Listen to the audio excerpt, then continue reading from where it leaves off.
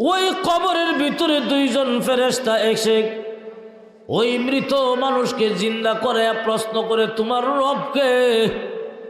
ওই লোকটা যদি নেককার ইমানদার বান্দাবান্দি হয়, জবাব দিবে রব্বি আল্লাহ, আমার রব হলেন আল্লাহ। এইভাবে প্রশ্ন করবে, মা দিনুক, তোমার ধর্ম কি ছিল? লোকটা যদি ইমানদার নেককার বান্দাবান্দি হয়, জবাব দিবে দীনি আল ইসলাম।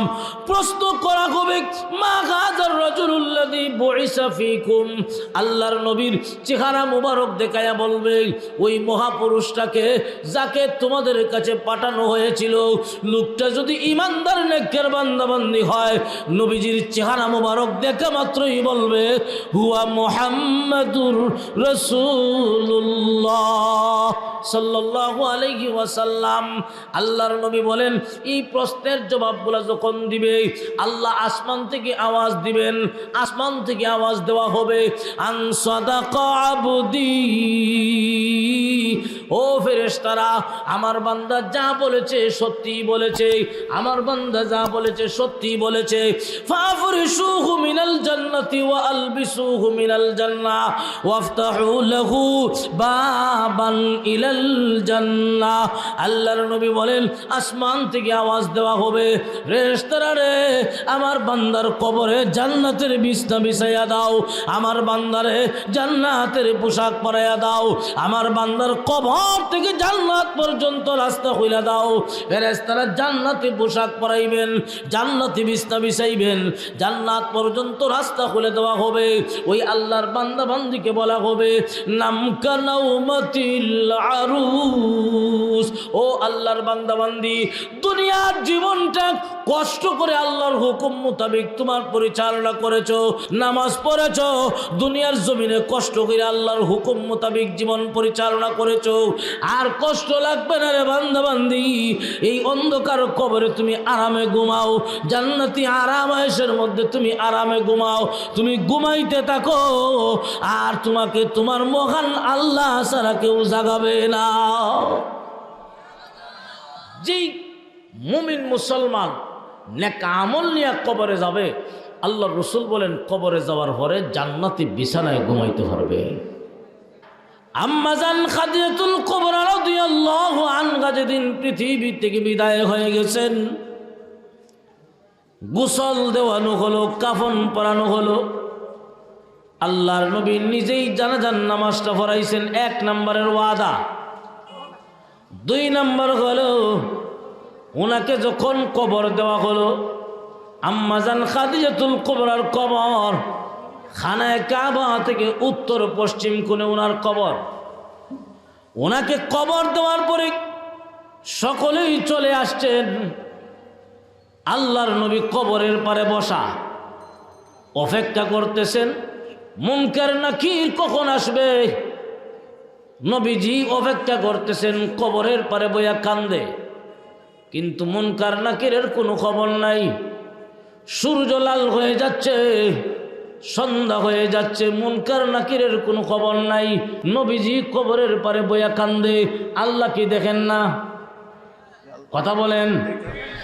এমনি আল্লাহ পাক রব্বুল আলামিন জিব্রাইল ফেরেশতাকে পাঠায়া দিলেন, ও জিব্রাইল, যা, তাড়াতাড়ি যাও, আমার বন্ধুকে গিয়া বলো এখানে পয়সা কোনো লাভ নাই, বাড়িতে চলে যান। খাদিজার কবরে মুনকার নাকির যাবে না। তার কারণ হলো, খাদিজার প্রশ্নের জবাব মহান আল্লাহ নিজেই দান করেছে। জিব্রাইল এসে বলেন, ইয়া রাসূলুল্লাহ, ইয়া হাবিবাল্লাহ, ওগো নবীজি, আপনি এখানে বসে কি করতেছেন? এখানে কেন বসে আছেন? আল্লাহর নবী বলেন, আমি মুনকার নাকিরের অপেক্ষা করতেছি, কিন্তু মুনকার নাকির তো আসতেছে না, তার কারণ কি? জিব্রাইল ডাক দিয়া বলেন, ওগো নবীজি, যান, বাড়িতে চলে যান, এখানে বইসা কোনো লাভ নাই। আপনার খাদিজার কবরে মুনকার নাকির আসবে না। তার কারণ হলো, আপনার খাদিজার প্রশ্নের জবাবের দায়িত্ব মহান আল্লাহ নিজেই গ্রহণ করে নিয়েছে। ভাইরা আমার, লক্ষ্য করে দেখুন, যেই খাদিজাতুল কুবরা রাদিয়াল্লাহু আনহার এত সম্মান আর মর্যাদা, যেই খাদিজাতুল কুবরাকে মহান আল্লাহ সন্তুষ্ট হইয়া জিব্রাইলের মাধ্যমে আল্লাহর পক্ষ থেকে সালাম দিয়েছিলেন, এত সম্মান আর মর্যাদা, কিন্তু ওনার অন্তরে কবরের ভয় কম না বেশি? আরো জোরে। কিন্তু আজকে আপনি আমি সাধারণ মুমিন মুসলমান, আমাদের অন্তরে কবরের ভয়টা কেমন, আর ওনার অন্তরে কবরের ভয় কেমন? আমি যদি কোনো বড় হুজুরের ছেলে হই, আমার মনে মনে এই ধারণা হয়ে যায়, আমার নামাজ রোজা লাগবে না, আমার নেক আমল লাগবে না, আমি আমার আব্বার সুপারিশের জান্নাতে যাইতে পারবো। আর যদি কোনো পীর সাহেবের ছেলে হই, মনে মনে এই নিয়ত করে ফেলি, আব্বা মারা যাওয়ার পরে আমিই তো হিসাব। ঠিক না বে ঠিক? আল্লাহর রসুল বলেন, উম্মতের দলেরা, এই পৃথিবীর থেকে যখন তোমরা বিদায় হয়ে যাবে, মানুষ যখন মারা যায়, ওই লাশের পিছনে পিছনে মানুষকে কাঁধে কইরা যখন কবরে নিয়ে যাওয়া হয়, ওই লাশের পিছনে পিছনে তিনটা জিনিস কবর পর্যন্ত যায়। দুইটা জিনিস কবরের পার থেকে ফিরে আসে, ভিতরে যায় না। আর আরেকটা জিনিস কবরের ভিতরে আপনার সাথে হবে, এমনকি হাসরের মাঠে আপনার সাথে যাবে, এমনকি আপনার আঙ্গুল ধরে ধরে আল্লাহর কাছে সুপারিশ করে জান্নাত পর্যন্ত পৌঁছায় দিবে। قال النبي صلى الله عليه وسلم يتبع الميت ثلاثة فيرجع اثنان ويبقى واحد يتبعه أهله وماله وعمله فيرجع أهله وماله ويبقى عمله أو كما قال عليه الصلاة والسلام।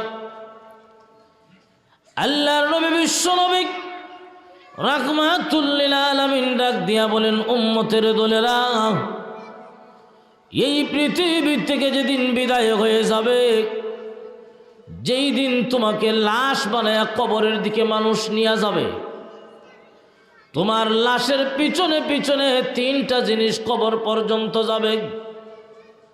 দুইটা জিনিস কবরের পার থেকে ফিরে আসবে, ভিতরে যাবে না। আর আরেকটা জিনিস এমন আছে যা তোমার কবরে তোমার সাথে হবে, এমনকি হাসরের মাঠে তোমার সাথে থাকবে, এমনকি তোমার আঙ্গুল ধরে ধরে আল্লাহর কাছে সুপারিশ করে তোমাকে জান্নাত পর্যন্ত পৌঁছায়া দিবে। এই হাদিস কেন বুঝতে গেলে একটা উদাহরণ দিই। যেমন মনে করেন আপনার তিনজন বন্ধু আছে। কয়জন বন্ধু? তিনজন। সাকরাত যখন আরম্ভ হয়, সাকরাতুল মৌতের বিপদের মতো আর কোনো বিপদ কি দুনিয়ায় আছে? আরো জোরে কন।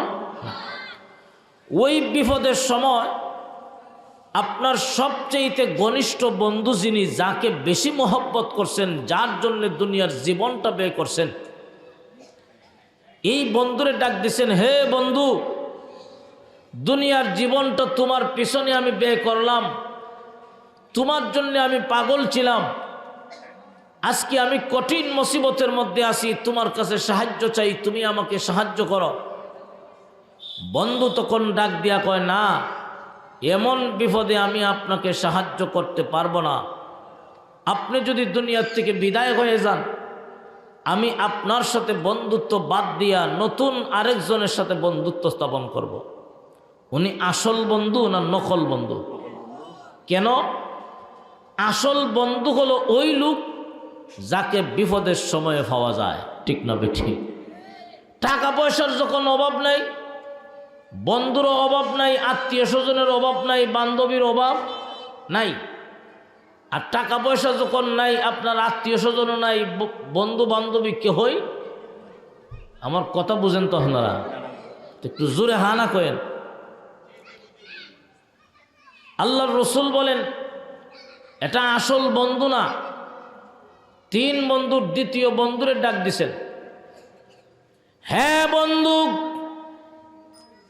দুনিয়ার জীবনে তোমার সঙ্গে আমার মহব্বত, আমার ভালোবাসা ছিল এমন, নিজে কষ্ট করেছি কিন্তু তোমাকে কোনোদিন কষ্ট দেই না।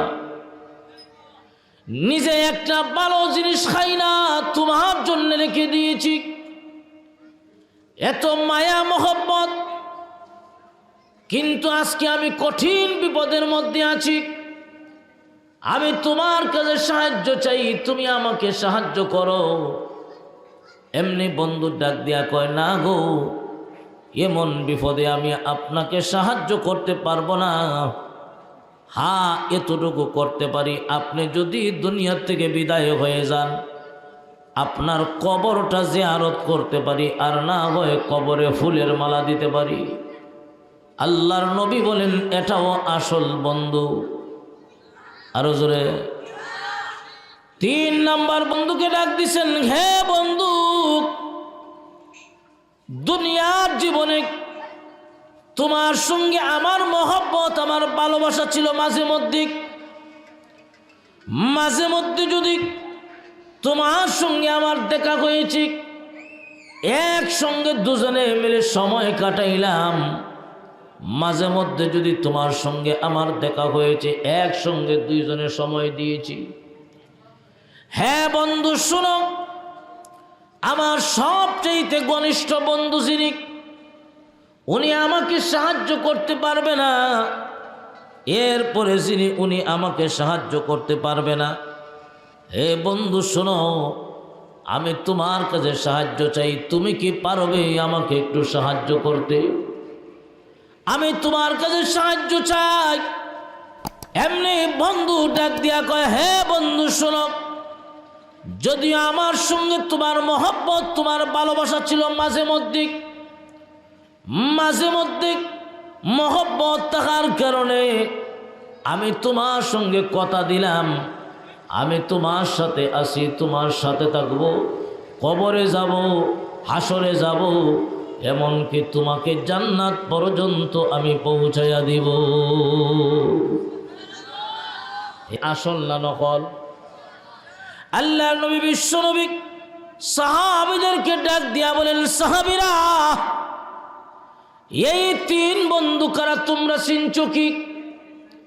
সাহাবায়ে কেরাম বলেন, না গো হুজুর, আল্লাহু ওয়া রাসূলুহু আ'লামু, আল্লাহ এবং তার রাসূল ভালো জানেন। এমনি বিশ্ব নবী ডাক দিয়া বলেন, সাহাবীরা রে, 1 নম্বরের বন্ধু হলো তোমার দুনিয়ার ধন সম্পদ। যেই ধন সম্পদের পিছনে আজকে দুনিয়ার মানুষ জীবনটা ব্যয় করে দেয়। দিনে যেমন মেহনত করে, রাত্রে পরিশ্রম করে, মাথার গাম পায়ে ফেলাইয়া মানুষ শুধু সম্পদের পিছনে আজকে দৌড়ায়। আল্লাহর নবী বলেন, উম্মতের দলেরা, যেই দিন 2টা চক্ষু তোমার বন্ধ হয়ে যাবে, যেই দিন তুমি কবরের পথের যাত্রী হয়ে যাবে, এই ধন সম্পদের মালিক তুমি থাকবে না। এই ধন সম্পদ আপনি আমার সাথে কবরে যাবে না। ঠিক না বেঠিক? আল্লাহর নবী বলেন, এই ধন সম্পদের পিছনে আজকে দুনিয়ার মানুষ জীবনটাকে ব্যয় করে দেখ। একটু গভীর মনোযোগ দিয়ে তাকাও। ও দুনিয়ার ইমানদার মুসলমান, আজকে আপনি আমি সম্পদের পিছনে কেমনভাবে দৌড়াদৌড়ি করি, কেমনভাবে সম্পদের পিছনে দুনিয়ার জীবনটাকে ব্যয় করি। একটু চিন্তা করে দেখো, তোমার মতো কত সম্পদশালী ব্যক্তি দুনিয়ায় ছিলেন, কত শক্তিশালী ব্যক্তি দুনিয়ায় ছিলেন, কত বাহাদুর ব্যক্তি দুনিয়ায় ছিলেন, বিরাট অট্টালিকার মালিক দুনিয়ায় ছিলেন। কিন্তু যেদিন 2টা চক্ষু বন্ধ হয়ে গেছে, খালি হাতে 3 টুকরা কাফনের কাপড় নিয়ে আল্লাহর দরবারে হাজির হয়েছে। ঠিক না বেটি? এই জন্যে মুসলমান ইমানদার, দুনিয়ার জীবনটাকে খুব হিসাব করে তুমি চালাও। এই সম্পদের মালিক তুমি থাকবে না, এই সম্পদ তোমার কবরের সাথী হবে না।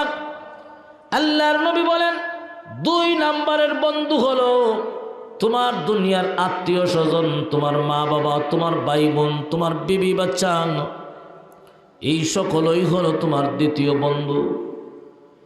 মা বাবা নিজে কষ্ট করে কিন্তু সন্তানকে কোনোদিন কষ্ট দেয় না, নিজে একটা ভালো জিনিস খায় না, সন্তানের জন্য রেখে দেয়। এমন মায়া আর মহব্বত আছে না নাই?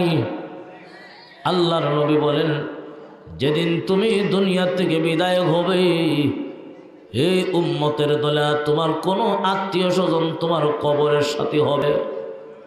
আরো জোরে, তোমার মা বাবা তোমার কবরের সাথী হবে না, তোমার ছেলে মেয়ে কেউ কবরের সাথী হবে না, বন্ধু বান্ধব নিজের আপন স্ত্রী তোমার কবরের সাথী হবে না। হ্যাঁ, একটা লাভ আছে, তোমার ছেলে মেয়েকে যদি দিনদার বানায়া যাইতে পারো, আল্লাহর কোরআন যদি শিক্ষা দিয়া যাইতে পারো, তাহলে কিছু লাভ আছে না নাই? কি লাভ? আপনাকে যখন কবরে রাখা হবে, আপনার ছেলেকে মাদ্রাসায় দিয়েছিলেন, আল্লাহর কোরআন শিক্ষা দিয়েছিলেন, ওই ছেলেটা মা বাবার কবরের নিকটে গিয়া সূরা ফাতিহা, সূরা ইখলাস, দুরূদ ইস্তেগফার পাঠ করে দুইটা হাত যখন উপরের দিকে উঠায়, আল্লাহ ফেরেশতাদেরকে ডাক দিয়া বলেন, ফেরেশতারা সাক্ষী থাকো, ও ফেরেশতারা সাক্ষী থাকো, এই মুহূর্তে আমি আল্লাহ আমার বান্দা বান্দির কবরের আযাব মাফ করে দিয়েছি।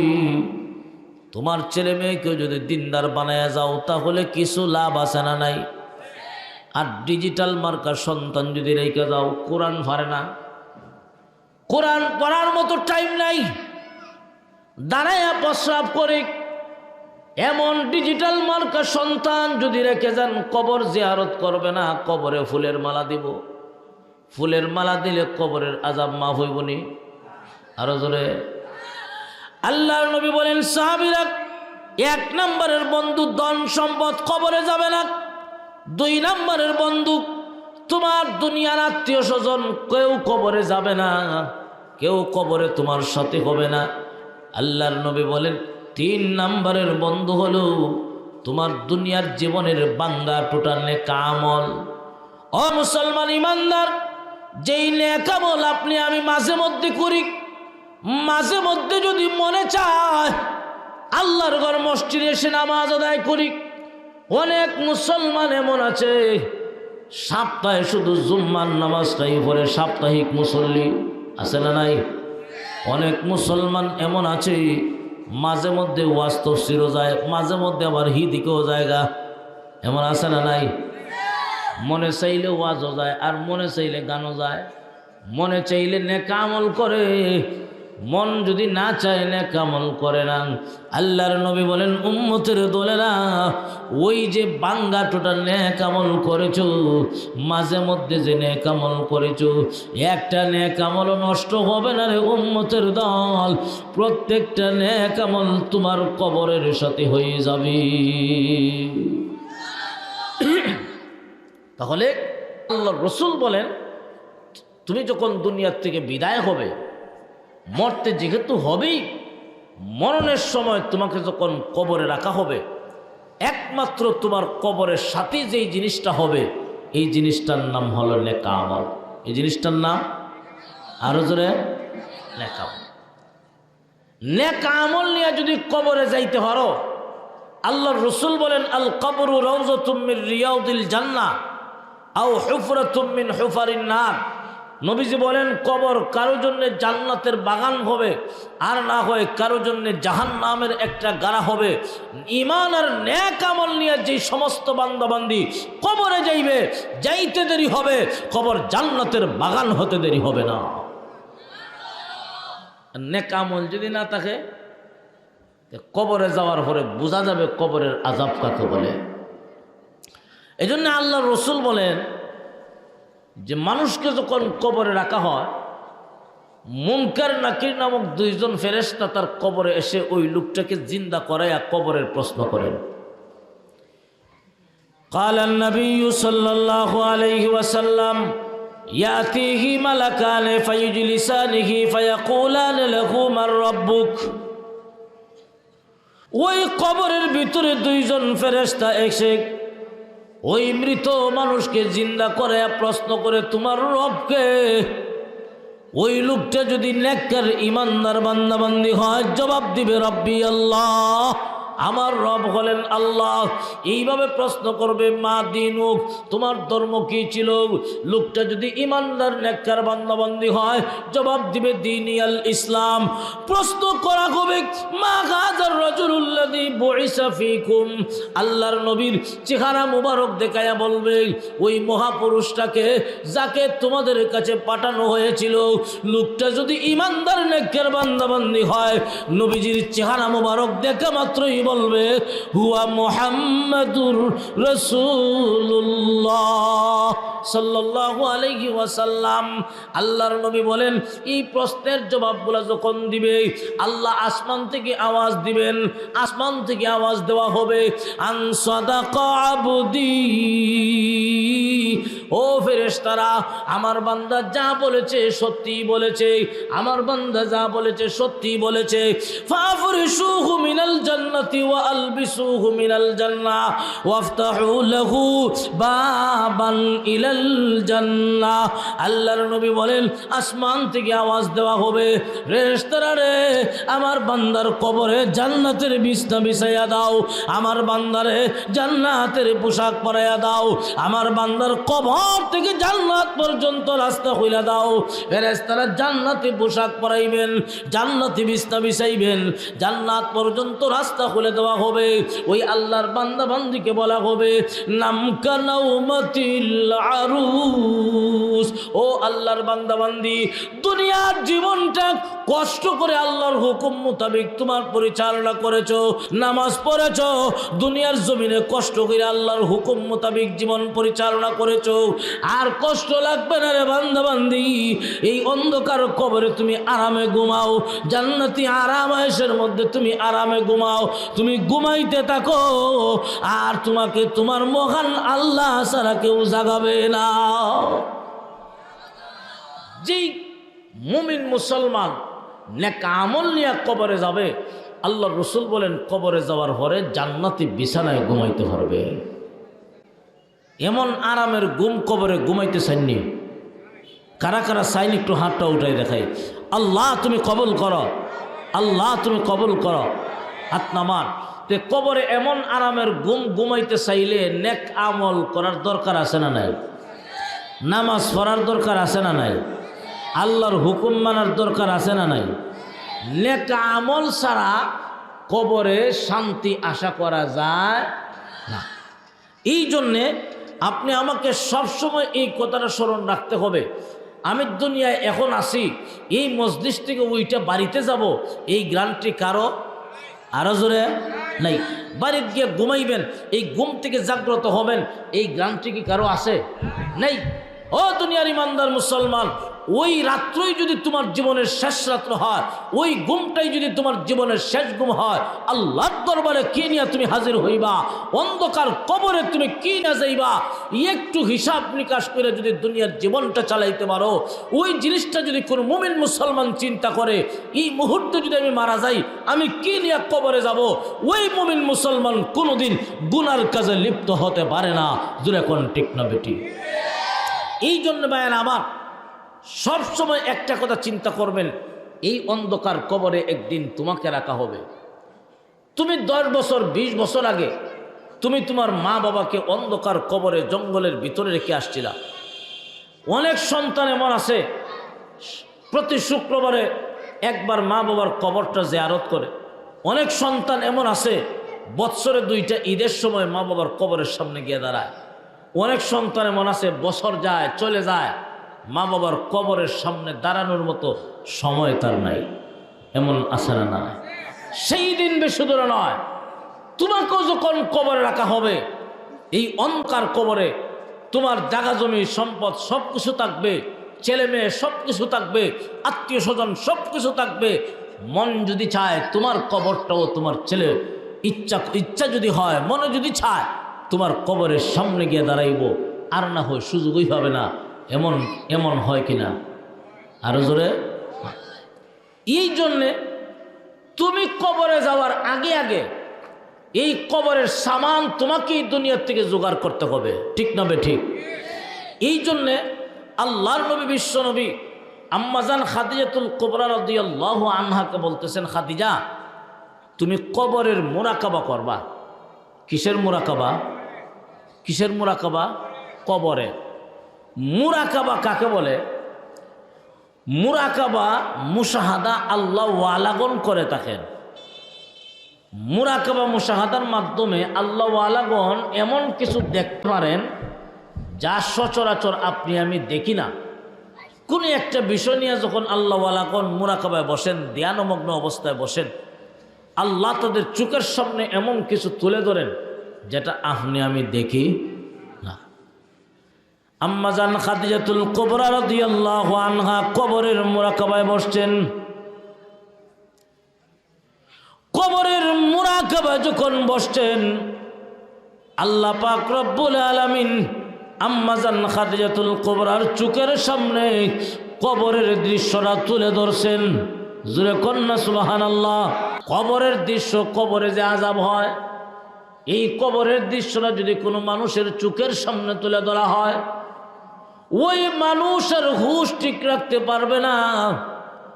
আম্মাজান খাদিজাতুল কুবরা বেহুশ হয়ে গেছেন, মাটিতে পড়ে গেছেন, গড়াগড়ি শুরু করছেন, কান্নাকাটি করতেছেন। ফাতেমা এই সময় ছোট, উনি ডাক দিয়া বলেন, মা এইভাবে কেন কান্দেন গো? মাটিতে পড়ে গড়াগড়ি করে কান্দেন কেন? কারণ কি? কোনো কথা বলে না। ফাতেমা দৌড় দিয়া বিশ্ব নবীর কাছে, আল্লাহর নবী খানায়ে কাবার সামনে দাঁড়ায় নামাজ পড়তেছিলেন। নামাজ শেষে ফাতেমা ডাক দিয়া বলেন, ওগো আব্বাজান, আম্মা মাটিতে পড়ে গড়াগড়ি শুরু করছে, কান্নাকাটি করতেছে, তার কারণ আমি জানি না কিসের জন্য কান্দে। এমনি বিশ্ব নবী বাড়িতে এসে জিজ্ঞাসা করলেন, ও খাদিজা এইভাবে কেন কান্দ গো? আম্মাজান ডাক দিয়া বলেন, ওগো নবীজি, আপনারা বলেছেন গো আমি কবরের মুরাকাবা করতে। আমি যখন কবরের মুরাকাবায় বসলাম, আমি তাকায়া দেখি কবরের দৃশ্যটা আমার চোখের সামনে তুলে ধরা হয়েছে।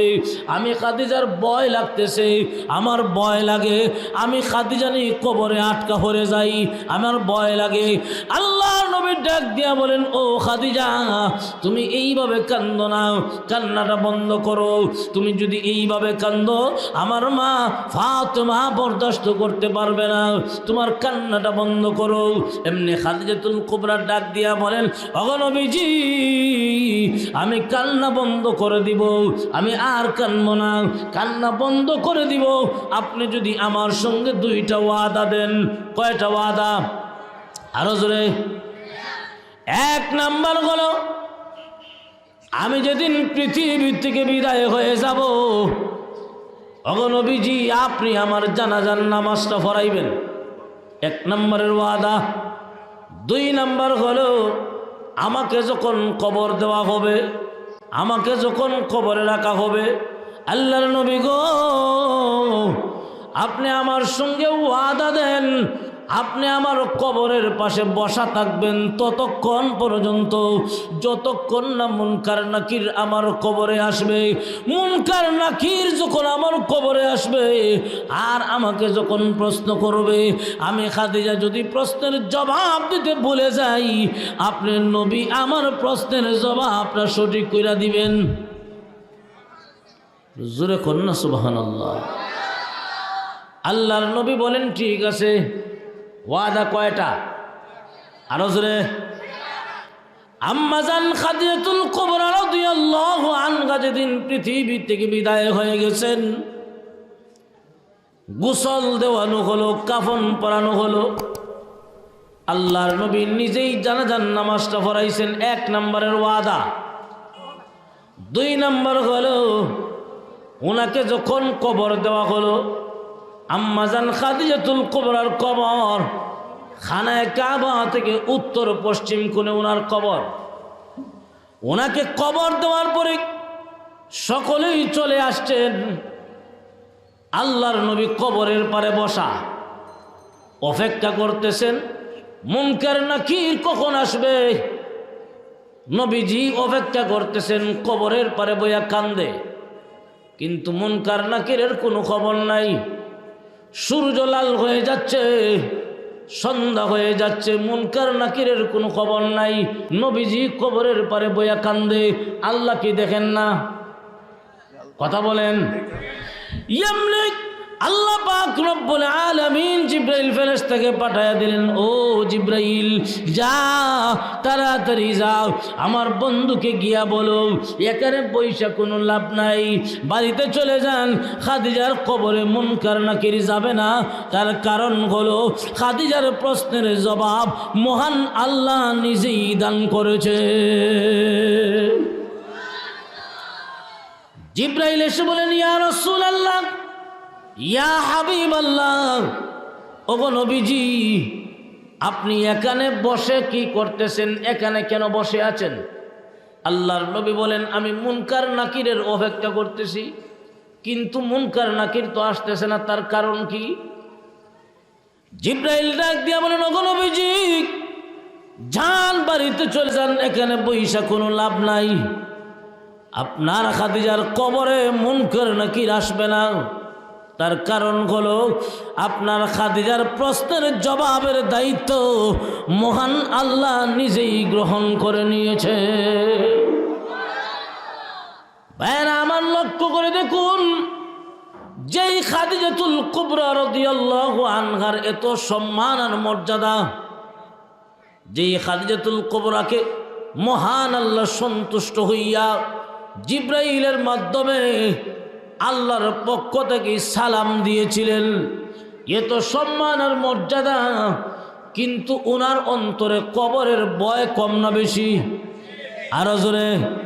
কিন্তু আজকে আপনি আমি সাধারণ মুমিন মুসলমান, আমাদের অন্তরে কবরের ভয়টা কেমন, আর ওরান অন্তরে কবরের ভয় কেমন? আমি যদি কোনো বড় হুজুরের ছেলে হই, আমার মনে মনে এই ধারণা হয়ে যায়, আমার নামাজ রোজা লাগবে না, আমার নেক আমল লাগবে না, আমি আমার আব্বার সুপারিশের জান্নাতে যাইতে পারবো। আর যদি কোনো পীর সাহেবের ছেলে হই, মনে মনে এই নিয়ত করে ফেলি, আব্বা মারা যাওয়ার পরে আমিই তো হিসাব। ঠিক না বে ঠিক? আরো জোরে না। আপনার বাবা যদি আল্লাহ বলা হন, বাবার খাতিরে আপনি মাপ পেয়ে যাবেন, এমন কল্পনা করবেন না। কারণ বিশ্ব নবী রাহমাতুল লিল আলামিন, নবীজির কলিজার টুকরা মেয়ে হযরতে ফাতেমা, নবীজি বলেন, ফাতেমা তু বিজাতু মিন্নি, ফাতেমা আমার শরীরের একটা অংশ। ফাতেমা যদি কষ্ট হয়, আমি মুহাম্মদ কষ্ট পাই। আমার ফাতেমাকে যদি কেউ কষ্ট দেয়, আমি নবী কষ্ট পাই। আল্লাহর নবী বলেন, আও মা ফাতেমা, তুমি মনে করো না আমি তোমার আব্বা বিশ্ব নবী, দু জাহানের সর্দার, আমি তোমার আব্বা বিশ্ব নবী হওয়ার কারণে আমি মুহাম্মদুর রাসূলুল্লাহর খাতিরে তুমি কিয়ামতের কঠিন ময়দানে মাপ পেয়ে যাবে, এমন কল্পনাও তুমি করিও না। জোরে কন্যা সুবহানাল্লাহ। নবীজি ওনার মেয়েকে বলতেছেন যে তুমি এই ধারণা কইরো না যে আমি তোমার আব্বা নবী, আমার উসিলায় তুমি হাসরের মাঠে মাপ পাইবা, এমন কল্পনাও তুমি করিও না। তোমার আমলে তোমার কবরের সাথে হবে। আল্লাহু আকবার। সাইয়্যিদাতুন নিসাই আহলিল জান্নাহ, জান্নাতে মহিলাদের সর্দারনি হযরতে ফাতিমাতুজ জোহরা রাদিয়াল্লাহু আনহা। এটি কি বিশ্বনবীর মেয়ে হওয়ার কারণে না ফাতিমার আমলের কারণে? আরো জোরে। ফাতিমা রাদিয়াল্লাহু আনহার আমল কেমন ছিল?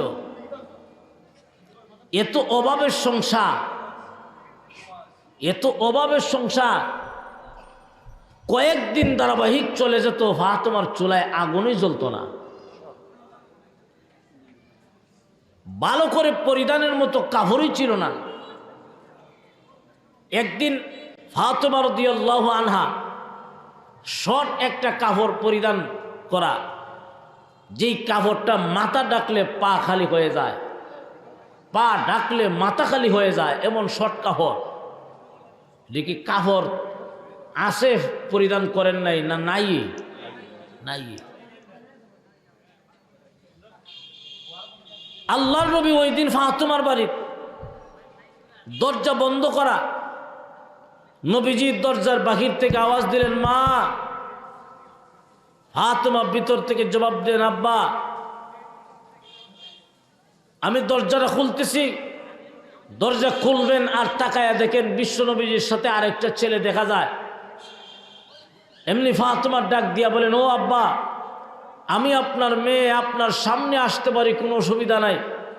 আমার গায়ে এমন একটা জামা, মাথা ডাকলে পা খালি হয়ে যায়, পা ডাকলে মাথা খালি হয়ে যায়। এই শর্ট কাপড় পরিধান কইরা এই ছেলেটার সামনে কেমনে আসি? আল্লাহর নবী বলেন, ও মা ফাতেমা, এই ছেলেটা এখনো নাবালেগ, প্রাপ্তবয়স্ক হয় না গো মা, এটা তোর গুলাম, দরজা খুলে দে, কোনো অসুবিধা নাই। যেই মাত্র দরজাটা খুললেন, আল্লাহর নবী ফাতেমার দিকে তাকায়া চোখের পানি আর সামলায় রাখতে পারে নাই। ফাতেমার করুণ অবস্থা দেখে আল্লাহর নবীর চোখ থেকে পানি ছেড়ে কান্দে। আল্লাহ, দুনিয়ার রাজা বাদশাদের মেয়েদের কন্যাদের কত বিলাসিতার জীবন, আর আমি দু জাহানের বাদশা, আমার মেয়ের অবস্থা এমন। ফাতেমার এই অবস্থা দেখে আল্লাহর নবী যখন চোখের পানি ছেড়ে কান্দে, আল্লাহ জিব্রাইলকে পাঠাইলেন, ও জিব্রাইল, যাও, তাড়াতাড়ি যাও, আমার বন্ধুর মাধ্যমে ফাতেমাকে সুসংবাদ দাও, আমি আল্লাহ ফাতেমার আমলের কারণে জান্নাতের মহিলাদের সর্দারনি বানায় দিলাম। এটা কি বিশ্ব নবীর মেয়ে হওয়ার কারণে না ফাতেমার আমলের কারণে? হযরত ফাতেমা রাদিয়াল্লাহু আনহা ইন্তেকালের আগ মুহূর্তে উনার স্বামীকে বলেছিলেন, ওগো প্রাণের স্বামী, আমি যেদিন পৃথিবী থেকে বিদায় হয়ে যাব, আমাকে রাত্রিবেলায় দাফন করবেন। রাত্রি কেন জানেননি? কোন সাহাবী যেন এই অনুমান করতে না পারে আমি ফাতেমার দেহটা কতটুকু মোটা ছিল, কতটুকু লম্বা ছিল। আল্লাহু আকবার, কেমন পর্দা ছিল। আমাকে রাত্রিবেলা দাফন করবেন, আমি ফাতেমার দেহটা কতটুকু মোটা ছিল, কতটুকু লম্বা ছিল, এই অনুমানও যেন কোনো সাহাবী করতে না পারে। হযরতে ফাতেমা যেদিন পৃথিবী থেকে বিদায় হয়ে গেছেন, আল্লাহর নবীর ইন্তেকালের 6 মাস পরে ফাতেমা দুনিয়া থেকে বিদায় হয়ে গেছে। ওনাকে রাত্রিবেলা দাফন করা হবে। যেই সমস্ত সাহাবায়ে কেরাম ফাতেমার কবর খনন করেছিলেন, এর মধ্যে একজন সাহাবী হলেন আবু যর গিফারী রাদিয়াল্লাহু আনহু। উনি কবর খনন করে কবরের পাশে বসা অপেক্ষা করতেছেন। আমরা অনেক সময় দেখবেন কবর খনন করিয়া একজনকে কবরের পারে দাঁড় করায় রাখি যে আপনি এখানে থাকবেন, আমরা জানাজার নামাজ পড়িয়া লাশ নিয়ে আসার আগ পর্যন্ত যাবেন না, এমন করি কিনা? আবু যর গিফারী কবরের পারে বসা, কবরের পারে বয়া ধ্যানমগ্ন অবস্থায় মুরাকাবার হালতে আবু যর গিফারী কবরের মাটিকে সম্বোধন করে বলেন, ওরে কবর, আজকে তোমার ভিতরে যাকে রাখা হবে তিনি হলেন সাইয়্যিদুল মুরসালিন, দু জাহানের সর্দার, বিশ্ব নবীর কলিজার টুকরা মেয়ে হযরতে ফাতেমাকে রাখা হবে। সাবধান, ওনাকে কোনো কষ্ট দিও না, চাপ দিও না, বেয়াদবি করিও না। কবর থেকে কোনো আওয়াজ নাই। উনি মুরাকাবার হালতে আবার ডাক দিয়েছেন, ওরে কবর, আজকে তোমার ভিতরে যাকে রাখা হবে তিনি হলেন হাসান হুসাইন রাদিয়াল্লাহু আনহুমা, জান্নাতে পুরুষদের লিডার যিনারা হবেন, এই দুজনের আম্মা। সাবধান, চাপ দিও না, কষ্ট দিও না। কোনো জবাব নাই। আবার ডাক দিয়েছেন, কবর রে, আজকে তোমার ভিতরে যাকে রাখা হবে উনি হলেন খাতুনে জান্নাত, জান্নাতে মহিলাদের সরদারনি যিনি হবেন, সাইয়্যিদাতুন নিসাই আহলিল জান্নাহ, জান্নাতে মহিলাদের সরদারনি যিনি হবেন হযরতে ফাতেমা। সাবধান, ওনারে কষ্ট দিও না। আবু যর গিফারি বলেন, আমি মুরাকাবার অবস্থায় আমি কবর থেকে একটা আওয়াজ আসতে শুনতে পাইছি। সুবহানাল্লাহ কইতা না? আওয়াজটা কোন জায়গা থেকে আইছে? আপনি যদি কোনো কবরস্থানের সামনে জিয়ারত যায় আর যদি হঠাৎ কবরের ভিতর থেকে আওয়াজ হয়, আপনি কি হার হইবা জায়গা? কই জুতার কই মোজা ফালাই দো, ঠিক না বেটি? আবু যর গিফারি বলেন, আমি কবর থেকে একটা আওয়াজ আসতে শুনতে পাইছি। আওয়াজ আসছে, হ্যাঁ আবু যর গিফারি, আমি বিশ্ব নবীর মেয়েকে তাকে চিনি না, হাসান হুসাইনের আম্মাকে তাকে চিনি না, জান্নাতে মহিলাদের সরদান্নি কে হবে আমি তাকে চিনি না। আমি একমাত্র চিনি আমল। আমল যদি ভালো হয় আসতে দেরি হবে, কবর জান্নাতের বাগান হতে একটা সেকেন্ডও দেরি হবে না। আর আমল যদি খারাপ হয়, নেক আমল নাই, আমল যদি খারাপ হয়, কবিরা গুনাহে লিপ্ত, বিনা তওবায় যদি ইন্তেকাল করো রে বান্দা বান্দি, গুনাহ নিয়ে যদি কবরে যাও, আল্লাহর রসুল বলেন কবরের আযাব সহ্য করার মতো ক্ষমতা কারো নাই। ওই কবরের আযাব তুমি কেমনে গ্রহণ করবা? আল্লাহর নবী বলেন, সাপ বিচ্ছুর গড়, পোকামাকড়ের গড়, বিষাক্ত সাপ দেওয়া হবে, বিচ্ছু দেওয়া হবে। ওই অন্ধকার কবরে যদি তোমার আমল ভালো হয়, আমল নিয়ে যদি কবরে যাও, এই অন্ধকার কবর আর অন্ধকার থাকবে না। আল্লাহ পাক রব্বুল আলামিন অন্ধকার কবরে নূরের আলো জ্বালায় দিবেন। শর্ত হলো নেক আমল নিয়ে যাইতে হবে।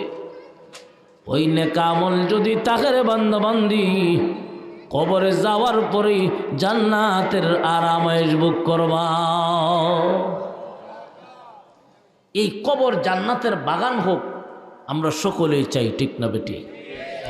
তো কবর জান্নাতের বাগান হইতে গেলে শর্ত হলো, দুনিয়ায় যতদিন থাকবা দুইটা চক্ষু থাকবে যতদিন পর্যন্ত খোলা, দুইটা চক্ষু যতদিন খোলা থাকবে ততদিন পর্যন্ত এই আসমানের নিচে জমিনের উপরে একমাত্র ইবাদত করবা কার? আরো জোরে, আরো জোরে। একমাত্র ইবাদত করবা আল্লাহ।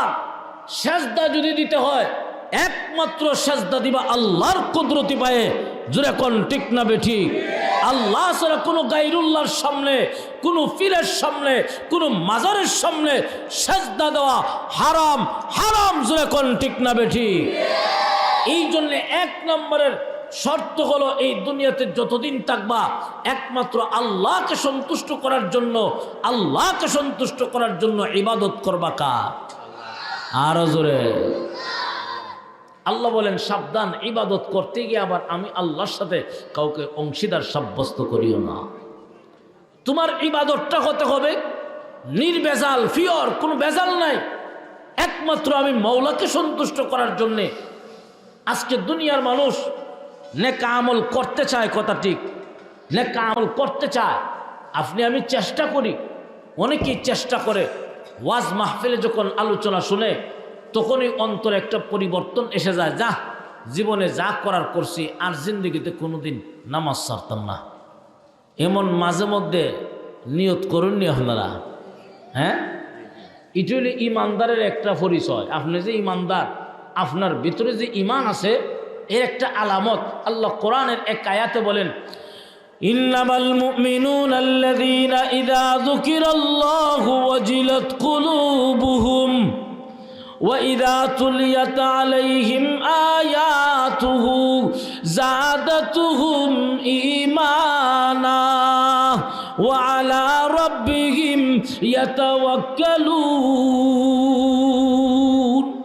আল্লাহ পাক রব্বুল আলামিন বলেন, ইমানদারের একটা গুণ হলো, যখন তাদের সামনে আল্লাহর আলোচনা করা হবে, দ্বীনের আলোচনা করা হবে, কোরআন হাদিসের আলোচনা করা হবে, জান্নাত জাহান্নামের আলোচনা করা হবে, তাদের অন্তরে একটা পরিবর্তন এসে যায়, কম্পন সৃষ্টি হয়ে যায়। তখন মনে মনে নিয়ত করে ফেলায়, যা জীবনে আর কোনোদিন নামাজ ছাড়তাম না। তখন আপনিও নিয়ত করলেন, এইদিকে শয়তানও একটা আপনার সাথে থাকে। মাহফিল শেষ হওয়ার পরে আপনি যখন প্যান্ডালের থেকে বের হন, তখন শয়তান আপনার ফিটো একটা মর দিয়া কয় যে মিয়া এত তাড়াতাড়ি যে নিয়ত ফলটাইলিলা নামাজ পড়ি লিবা তোবা করে লিবা তোমার কাপড় বালা তোমার শরীর বালা আছে এখন না বেটা আগামী শুক্রবার থেকে একবারে কাপড় চোপড় দুইয়া হাত পবিত্র হইয়া নামাজ ধরবে তোবা করবে আর সারিস্তা ঠিক না বেটি এমন দুকা দেয়নি তখন আপনিও নিয়ত ফলটাই নিলেন যা আজকে থেকে না আগামী শুক্রবার থেকে নামাজ ধর্ম একবারে গোসল টোসল করে হাত পবিত্র হইয়া নামাজ ধর্ম আর জীবনে কোনোদিন নামাজ ছাড়তাম না কিন্তু শয়তান তো আসেই শুক্রবার কোন দিন যায় খবরই থাকে না ঠিক না বেটি শনিবারে গিয়ে আদইছে আমি না তোবা করতে আসলাম যে যা এই শুক্রবার যেহেতু গেছি গে যাববা আগামী শুক্রবারে বড় মসজিদও গিয়া নামাজটা পড়বো ঠিক তেমনিভাবে আগামী শুক্রবারও কোন দিন যায় খবরই থাকে না শয়তান আপনি আমারে আগামীর শখ করে ফেলায় রাখে হাত্তা জুরতুমুল মাকাবির এই আপনি আগামী করতে থাকবেন হঠাৎ কবরের ডাক তোমার সামনে হাজির হয়ে যাবে এই জন্যে আগামী না যখন থেকে আলোচনা শুনবেন তখন থেকে আমলের নিয়ত করবেন অনেক মানুষ আছে যদি নিয়ত করে চেষ্টা করে আল্লাহ বলেন বান্দা তুই যদি চেষ্টা করস নেক আমল করতে গুনার কাছ থেকে বাঁচতে তোর চেষ্টা যেখানে শেষ আমি আল্লাহর কুদরতি সাহায্য সেখান থেকে শুরু হবে একটা মানুষ মনে করেন উঠতে পারে না ঘুম থেকে সকাল 11টার সময় একবারে ঘুম থেকে উঠে এমনও মুসলমান আছে না নাই 12টার সময় উঠে ওই লোকটাও যদি নিয়ত করে যা আজকের থেকে আর কোনোদিন নামাজ ছাড়বো না ফজরের নামাজ জামাতের সাথে পড়বো যদি নিয়তটা ফাঁকাফুক্ত নিয়ত করে ফেলে যে আমি নামাজ পড়বই রসই লাগাইয়া পড়মই দেখবেন ওই লোকটা যখন ঘুমাইবে আল্লাহ ফজরের প্রথম আজানের সাথে সাথে তার ঘুম ভাঙানোর দায়িত্ব মহান আল্লাহ গ্রহণ করে নেবে আপনি পরীক্ষা করে দেখেন এমনি উঠতে পারেন না কিন্তু নিয়ত যদি করিলেন আপনি তো ঘুমো এই ঘুম বাঙ্গালির দায়িত্ব কার ফজরের প্রথম আজানের সাথে আল্লাহ আপনার ঘুমটা বাঙ্গায় দিবেন কারণ এই সময় আপনার কোনো শক্তি নাই ঘুম থেকে উঠার আর আল্লাহ বলেন যেখানে তোমার শক্তি নাই তুমি যদি চেষ্টা চালাও তোমার শক্তি যেখানে শেষ আমি আল্লাহর কুদরতি শক্তি তোমাকে জাগ্রত করে দিব তার একটা জ্বলন্ত উদাহরণ দেই কোনো মুসলমান যদি চায় আমি গুনার কাজ করব না আমি সুদ খাইব না আমি ঘুষ খাইব না আমি নেক আমল করব আমি নামাজ পড়ব যদি চেষ্টা করে আল্লাহ বলেন তোকে নেক আমল করার তৌফিক আমি আল্লাহ দান করব তোকে গুনার কাছ থেকে বাঁচার মতো তৌফিক আমি আল্লাহ তোকে দান করব মনোযোগ দিয়া শুনেন একটা উদাহরণ দেই হযরতে ইউসুফ আলাইহিস সালাতু ওয়াস সালাম রে জুলাইখা 7টা দরজা লাগাইয়া একটা রুমের ভিতরে ঢুকাইছিল উদ্দেশ্য বালা না খারাপ আরো জোরে এখন ইউসুফ আলাইহিস সালাতু ওয়াস সালাম মনে মনে ভাবতেছেন আমি এমন অপরাধে লিপ্ত হব না এই গুনাহ থেকে আমাকে বাঁচতেই হবে ইউসুফ নবী যেখানে দাঁড়ানো সেখান থেকে দৌড় দিয়া প্রথম দরজা পর্যন্ত যাওয়া ইউসুফের ক্ষমতা ছিল কি না কথা বলেন ইউসুফ আলাইহিস সালাতু ওয়াস সালাম গুনার কাজ করবেন না গুনার কাছ থেকে বাঁচবেন উনি যেখানে দাঁড়ানো নিয়ত করছেন আমি আমার ক্ষমতাটা চালিয়ে যাই আমার শক্তি আমি প্রয়োগ করি ইউসুফ পয়গম্বর যেখানে দাঁড়ানো সেখান থেকে দৌড় দিছেন প্রথম দরজার সামনে যখন গেছেন এরপরে কি ইউসুফের ক্ষমতা আছে দরজা লাগানো আল্লাহর অগ্রিম ঘোষণা বান্দা তোর ক্ষমতা যেখানে শেষ হবে আমি আল্লাহর কুদরতি ক্ষমতায় তোরে গুনার কাছ থেকে বাঁচাইয়া আনব আরো আসতে কইনি সুবহানাল্লাহ পয়গম্বর ইউসুফ আলাইহিস সালাতু ওয়াস সালাম যেই মাত্র দৌড় দিয়েছে প্রথম দরজার সামনে যখন গিয়া দাঁড়াইছেন ইউসুফের ক্ষমতা নাই শেষ আল্লাহর অগ্রিম ঘোষণা তো আছেই বান্দা বান্দি রে তোর ক্ষমতা যেখানে শেষ হবে আমি আল্লাহর কুদরতি ক্ষমতা শুরু। ইউসুফ নবী যখন দৌড় দিয়ে দরজার সামনে গেছেন, মহান আল্লাহর কুদরতি শক্তিতে একটা দুইটা নয় 7টা দরজা আল্লাহ ইউসুফের জন্য খুলে দিয়েছে। ই আল্লাহ এখনো আছে না নাই? আরো জোরে। ও দুনিয়ার ইমানদার মুসলমান, তুমিও যদি নিয়ত করে ফেলো আমি আর সুদ খাইব না, ঘুষ খাইব না, আল্লাহ পাক রব্বুল আলামিন সুদ ঘুষ ছাড়া ওই এই রিজিকের হালাল রিজিকের ব্যবস্থা তোমার জন্য করে রাখবেন, এই বিশ্বাস আছে না নাই? ও দুনিয়ার ইমানদার মুসলমান, তুমি আর গুনার কাজ করবে না। জীবনে যা করেছো, অন্যায় করেছো, যদি তওবা করার মতো করতে পারো আর পাকাপোক্ত নিয়ত যদি করতে পারো, দুনিয়াতে যতই কষ্ট হোক না কেন আমি এই কষ্ট করে দুনিয়ার জমিনটা পরিচালনা করব, আল্লাহর গোলামি করব, আল্লাহর হুকুম মানব, অন্যায় পাপাচারে লিপ্ত হবে না। আল্লাহ পাক রব্বুল আলামিন জানিয়ে দিলেন, ও দুনিয়ার মানুষেরা, যদি তোমরা নেক আমল করো আমি আল্লাহ পুরস্কার হিসাবে তোমাদেরকে জানাইয়া দিলাম, এই দুনিয়ার জীবন আমি আল্লাহ তোমাদেরকে শান্তির জীবন বানাইয়া দিব। মান আমিলা সালিহাম মিন যাকারিন আও উনসা ওয়া হুয়া মুমিন ফালানুহয়িয়ান্নাহু হায়াতান তাইয়্যিবা। এটা আল্লাহর ঘোষণা। নারী হোক আর পুরুষ হোক, যে ইমানদার বান্দা বান্দি দুনিয়ার জমিনে নেক আমল করবে, ভালো কাজ করবে, আল্লাহ বলেন আমি তাদেরকে পবিত্র জীবন দান করব। জোরে কোন না সুবহানাল্লাহ। পবিত্র জীবনের একটা ব্যাখ্যা হলো দুনিয়ার জীবন আল্লাহ শান্তির জীবন বানায়া দিবেন, মৃত্যুর পরে কোনো প্রশ্ন নাই, বিনা প্রশ্নে জান্নাতুল ফেরদাউসের মেহমান বানাইবে। দুনিয়ার জীবনে আমরা শান্তি চাইনি, চাই ঠিক, কিন্তু হয় না। শান্তি চায় এমন প্রত্যেকেই, মুসলমান হোক হিন্দু হোক, আল্লাহ মানুক আর না মানুক, নামাজ পড়ুক আর না পড়ুক, সকলেই শান্তি, কিন্তু শান্তি হয় না। কেন হয় না? শান্তি নাই কেন? তারও কারণ আছে। আল্লাহর গোলামি ছাড়া শান্তি কখনোই পাওয়া যায়। দেখবেন একজন নামাজি ব্যক্তি এশারের নামাজ না হইরা ঘুমাইলে ভিতরে ভিতরে যে একটা কুটকুটানি শুরু হয়। যারা ফাঁক্কা নামাজি দেখবেন, পরীক্ষা করে দেখবেন, ওয়াক্ত নামাজ না হলে আপনি যখন ঘুমাইবেন তখন দেখবেন অ্যালার্জির মতো আলি কুটকুটায় যে আমি তো নামাজ পড়ছি না, নামাজ পড়ছি না।